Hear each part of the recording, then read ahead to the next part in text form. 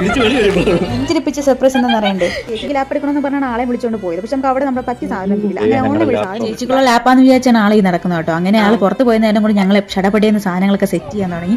ചേച്ചിക്ക് വേണം ഭയങ്കര താങ്ക്സ് പറയാൻ. കാരണം ഒരുപാട് കഷ്ടപ്പെട്ടാ ചേച്ചിയായിരുന്നു. ഞാൻ ഇവിടെ നിന്ന് കുറച്ച് ഇങ്ങനെ എല്ലാ കാര്യങ്ങളും പറഞ്ഞു കൊടുക്കുന്നുണ്ടായിരുന്നുള്ളൂ. ഇത് ഞാൻ നേരത്തെ പ്ലാൻ ചെയ്ത് വെച്ചാണ് ഈ ഒരു ഗിഫ്റ്റ് ആൾക്ക് കൊടുക്കണമെന്ന്. കാരണം ആളുടെ കയ്യിൽ ഒരു ലാപ്പ് ഉണ്ടായിരുന്നില്ല.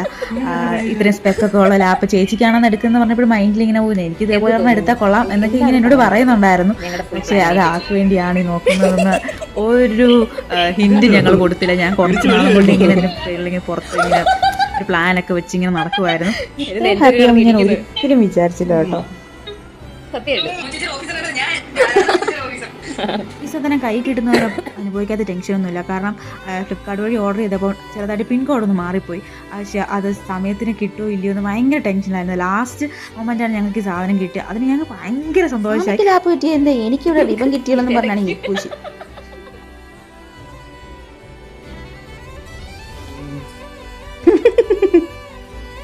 സത്യമായിട്ട് ഇത് പെട്ടെന്ന് കണ്ടു കഴിഞ്ഞപ്പോ ഞാൻ വല്ലാണ്ടായി. എനിക്കാണെങ്കിൽ നെഞ്ച് കിട്ടിയിട്ട് ഒരു രക്ഷയില്ല. സൗണ്ട് പറഞ്ഞു പോയി. Distance means nothing when someone means everything. Happy anniversary, my love.